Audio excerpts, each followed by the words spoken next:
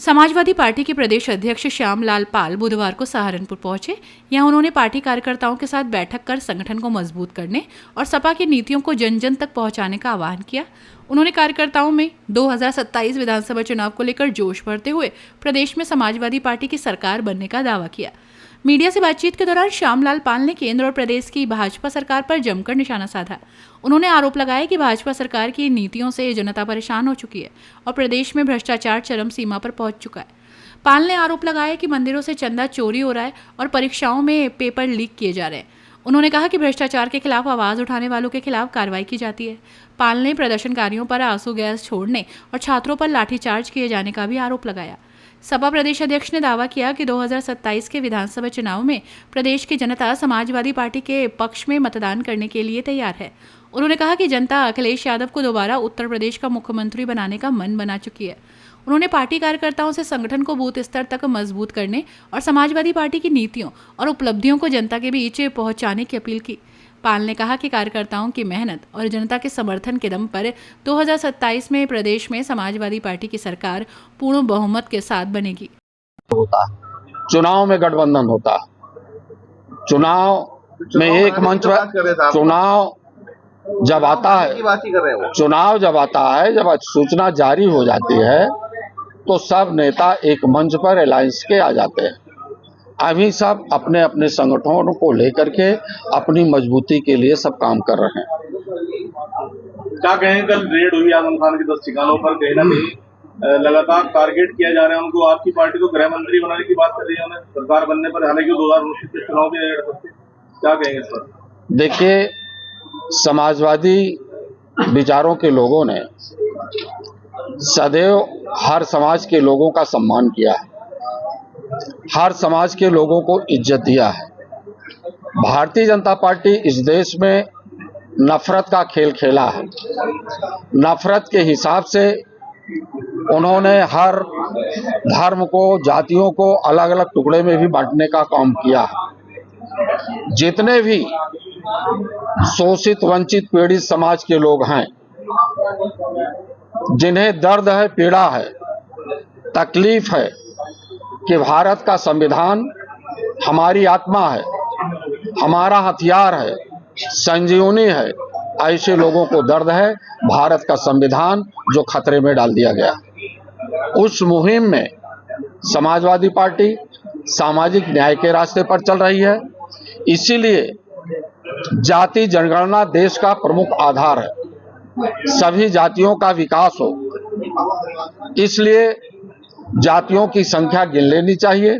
भारत का संविधान भी कहता है, भारत के संविधान के मुताबिक समाजवादी नेता आदरणीय अखिलेश यादव जी काम कर रहे हैं और हमारे सभी लोगों में इतना आत्मविश्वास है कि 2024 की तरह उससे भी ज्यादा मजबूती से 2027 का विधानसभा का चुनाव लड़ा जाएगा। ओवैसी से अलायंस क्यों नहीं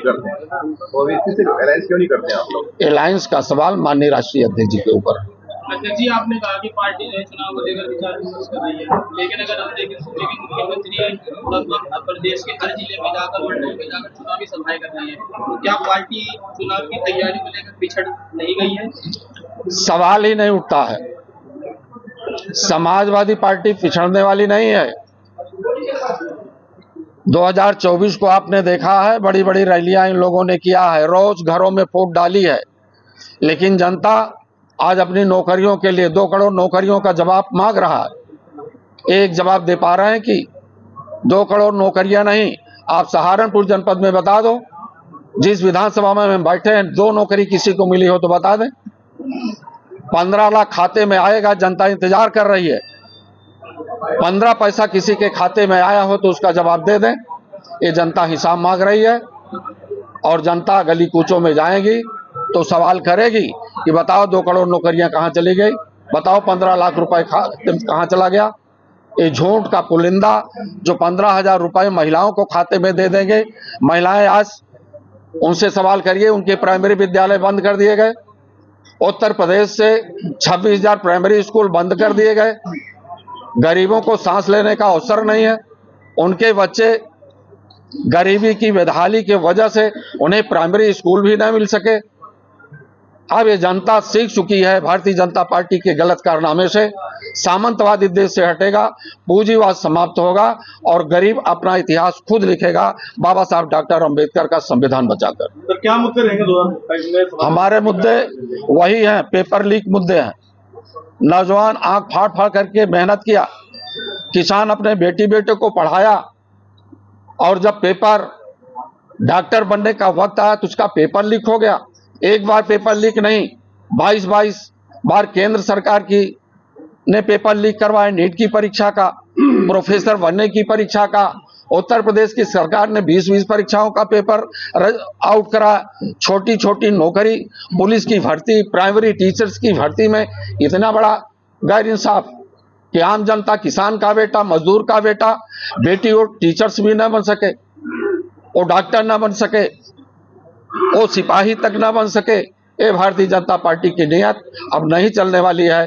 अब ये देश चलेगा बाबा साहब डॉक्टर अंबेडकर के हिसाब से चलेगा, उनके मिशन के आधार पर चलेगा। उस मिशन को पूरा करने के लिए आगे आ चुके हैं सामाजिक न्याय की राज्य की स्थापना करने के लिए आदरणीय अखिलेश यादव जी। तो महिलाओं को 50,000 देने की आपने बात की, 50,000 की बात की जा रही है 27 के चुनाव में, 3 किस्तों में पैसे। सरकार वो कुछ नहीं देंगे। 9.5 साल में भारतीय जनता पार्टी ने कुछ नहीं दिया, केवल नफरत पैदा करवाया। जात जात से नफरत पैदा करवाया, भगवान से भी नफरत पैदा करवाया। समाजवादी पार्टी बेटियों के आगे बढ़ाने के लिए कह करके नहीं, करके दिखाया। 20,000 रुपए का कन्या विद्या धन देने का काम किया। समाजवादी पेंशन योजना महिलाओं को 55 लाख तक दिया और आगे बढ़ता। सरकार जिस दिन सामाजिक न्याय की बन जाएगी, उत्तर प्रदेश में समाजवादी पार्टी की सरकार बन जाएगी, एक एक महिला परिवार को 40-40 हजार रुपया मिलेगा। वो भी अपने बच्चों को पढ़ा लिखा करके आगे बढ़ाने का काम करेंगे। ये व्यवस्था समाजवादी पार्टी आदरणीय अखिलेश यादव जी पूरे उत्तर प्रदेश में 2027 के बाद। एमएलसी कहाँ है आपके शाहनवाज का? एमएलसी का क्षेत्र लंबा होता है। ये हमारे कार्यकर्ता हैं, हमारे कार्यकर्ता हैं। सुनिए, ये हमारे कार्यकर्ता हैं। एमएलए का काम, एमपी का काम, एमएलसी का काम, राज्यसभा का काम, उनकी भी ड्यूटियां अन्य क्षेत्रों में लगी हुई है, वो भी जनता की अदालत में है। सर, क्या उनकी ड्यूटी कांग्रेस के साथ नहीं है?